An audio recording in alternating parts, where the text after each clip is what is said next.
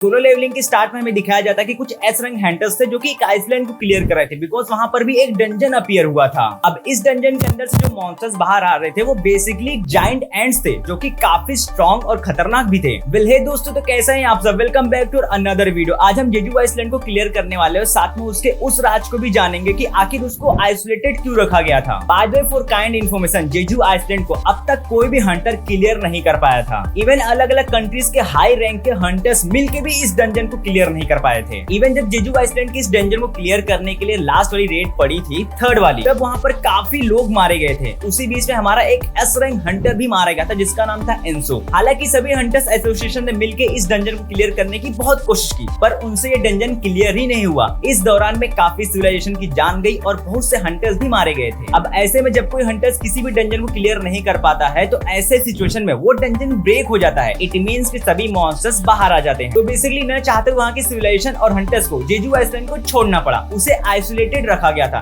ताकि वहां से ना कोई बाहर आ सके और ना कोई अंदर जा सके। तो चलो ठीक है, जेजू आइसलैंड को आइसोलेटेड रख दिया गया। अब वहां पर हम नहीं जा सकते, पर उसके अंदर जो जायंट एंट्स थी अब वो म्यूटेटेड होने लगी, उनकी पावर्स इंप्लीफाई होने लगी थी। इट मींस कि वो सभी जायंट एंट्स अब इवॉल्व हो रही थी। जो एंट्स पहले पैरों पे दौड़ रही थी अब वो पंखों पे हवा में उड़ रही थी। अब जब इन सभी एंट्स के पास उड़ने की पावर आ जाती है तो ये अपने आसपास के कंट्रीज के ऊपर अटैक करने लगती हैं। वहां की जो एंट क्वीन थी उसने एक प्लान को एग्जीक्यूट किया, खुद को और अपनी सल्तनत को और पावरफुल बनाने की। हालांकि वो अपने प्लान को एग्जीक्यूट भी कर चुकी थी ताकि वो पूरे ह्यूमैनिटी को खत्म कर सके और उन्हें अपना शिकार बना सके। एंट क्वीन के जो बच्चे थे वो खाना न मिलने की वजह से एक दूसरे को मार के खाने लगे थे और ऐसे में अब वो लोग ह्यूमन को खाना चाहते थे। तो अब इस प्रॉब्लम को परमानेंटली सॉल्व करने के लिए सभी कंट्री के हंटर एसोसिएशन ने मिलकर एक नेक्स्ट रेड की जो कि 4th रेड थी। वैसे मैं बता दूं तो इस रेड पर सिर्फ एस रैंक हंटर्स ही गए थे। फॉर काइंड इन्फॉर्मेशन, अपना संग जिन्हों भी एस रैंक हंटर बन चुका है, उसे भी इन्विटेशन गया था इस आइसलैंड की रेड के लिए। जिन्हों अपनी मॉम के साथ थोड़ा टाइम स्पेंड करना चाहता था, बिकॉज जिन्हों ने हाल ही में अपनी मॉम को रिकवर किया था उस स्पेल के थ्रू। हालांकि इस रेड की अब कंप्लीटली तैयारी की जा चुकी थी। आइसलैंड के बाहर भी वॉरशिप तैनात किए जा चुके थे और हंटर्स के 4 सबसे मेन ग्रुप को बनाया जाता है, अल्फा, डेल्टा, चार्ली और ब्रावो। अब जब इतनी बड़ी तैयारी हो चुकी है तो इस ग्रुप को लीड करने वाला भी तो कोई चाहिए ही ना।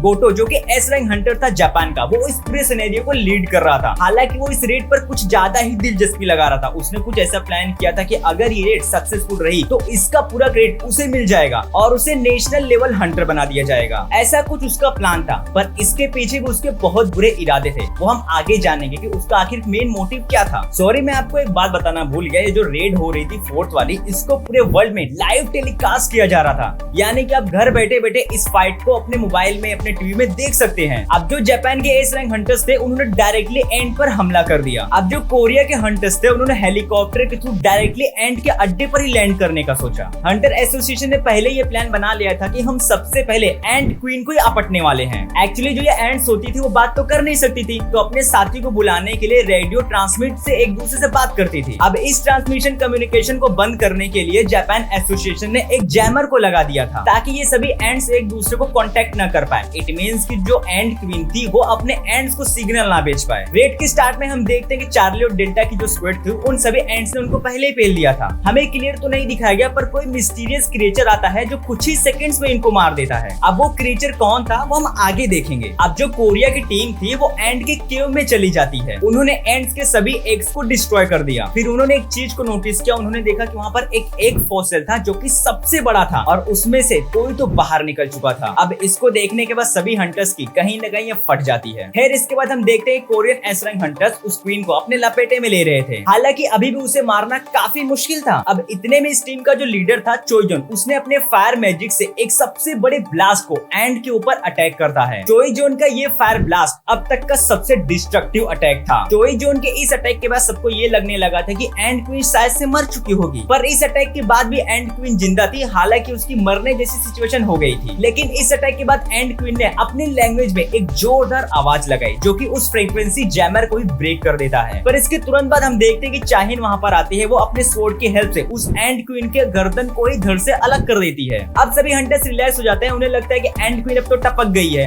अब कौन क्या ही हमारा बिगाड़ लेगा। पर चाहिन को यहाँ पर कुछ अजीब सा फील हो रहा था। वो बहुत ही ज्यादा डिस्ट्रक्टिव एनर्जी को फील कर पा रही थी अपनी तरफ आने से। अब इतने में हम देखते हैं कि वहां पर एक अजीब सा क्रिएचर समन होता है। ये वही क्रिएचर था जिसने पहले वाली स्क्वाड को मारा था। उसने अपने एक ही पंच से चाहिन को नॉकआउट कर दिया। सच में गाइस, ये पंच कुछ इतना ज्यादा ब्रूटल था कि चाय हिन अब मरने वाली थी। अब सभी हंटर्स उसके ऊपर टूट पड़ते हैं, पर ये क्या हुआ, उसने एक हंटर के दोनों हाथ को ही धड़ से अलग कर दिया। इसके बाद वो पूछता है कि आखिर तुम्हारा किंग कौन है। इसकी भाषा में, हमारी भाषा में लीडर इस गिल्ड का कौन है। हालांकि सभी हंटर्स इस एंड को एंड किंग करके आइडेंटिफाई कर रहे थे। उसने चोई जुन के ऊपर भी एक ब्रूटल अटैक किया, जिसकी वजह से वो भी घायल हो चुका था। पर जो हमारा एस रैंक हीलर था मिंग ब्यू, वो कॉप्चर में बैठ के सबको हील किए जा रहा था। एंड किंग सबको मारता तो हमारा हीलर सबको हील करता था। अब एंड किंग यहाँ पर सभी मामले को समझ जाता है। वो सोचता है कि इन हंटर्स को मार के कोई फायदा नहीं है, पहले उस हीलर को ही आपटना पड़ेगा। उसने बिना टाइम को वेस्ट किया उस हीलर को पकड़ा और उसकी छाती को ही चीर देता है। लुका छिपी का खेल अब यहीं पर खत्म हो जाता है। हीलर को मारने के बाद उसने एट लास्ट ये पूछा कि आखिर तुम्हारा किंग कौन है, जिसके रिप्लाई में उस कोरियन हंटर ने गोटो का नाम बता दिया, जो कि ऑब्वियसली इस टीम को लीड कर रहा था। अब हमें गोटो को दिखाया जाता है जो कि किसी हंटर एसोसिएशन के लीडर से कॉल पर बात कर रहा था, और ये कोई और नहीं बल्कि जापान हंटर एसोसिएशन के जाने माने बिजनेसमैन थे, जिनका नाम था मासुमोटो सेजियो। इस रेड पर इनका ये प्लान था कि जो कोरियन हंटर्स थे वो इस रेड में मारे जाएं, और ताकि उनका रास्ता क्लियर हो जाए। अब इसके बाद बिना टाइम को वेस्ट किए हम देखते हैं वहाँ पर एंड किंग समन होता है, और वो पूछता है कि क्या तुम ही किंग हो। अब इसके रिप्लाई में गोटो पूछता है क्या मैं किंग हूँ। वो बोलता है कि हाँ मैं ही किंग हूँ। इतने एटीट्यूड में बोल रहा है कि मानो ये उसको मार ही देगा। अब इसके आगे क्या होगा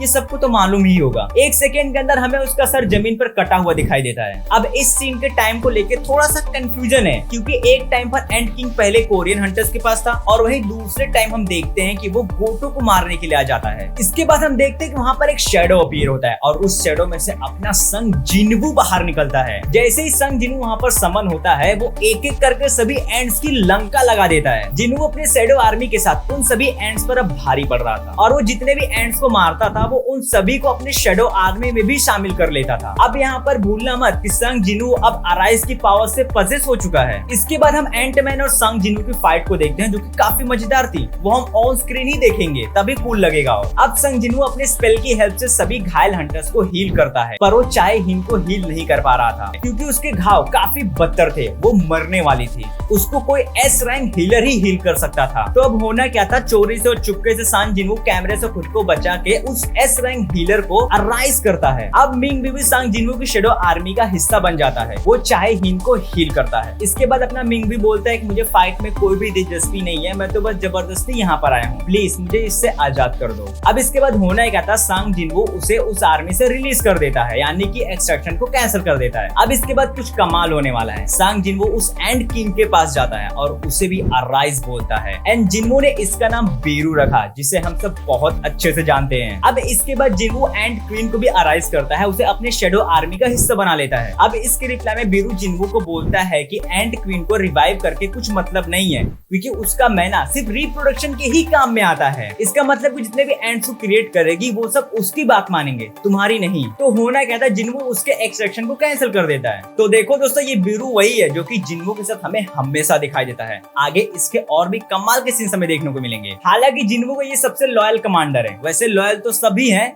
बट अपने बेरू की कुछ बात ही अलग है। तो दोस्तों, जेजू आइसलैंड की 4th रेड इसी तरह सक्सेसफुल रही विद हेल्प ऑफ संग जिनवू। तो फ्रेंड्स, आज के लिए इतना ही। मिलते हैं नेक्स्ट वीडियो में। अगर ये वीडियो आपको पसंद आई हो तो प्लीज हमारे वीडियो को लाइक एंड हमारे चैनल को सब्सक्राइब भी कर लेना।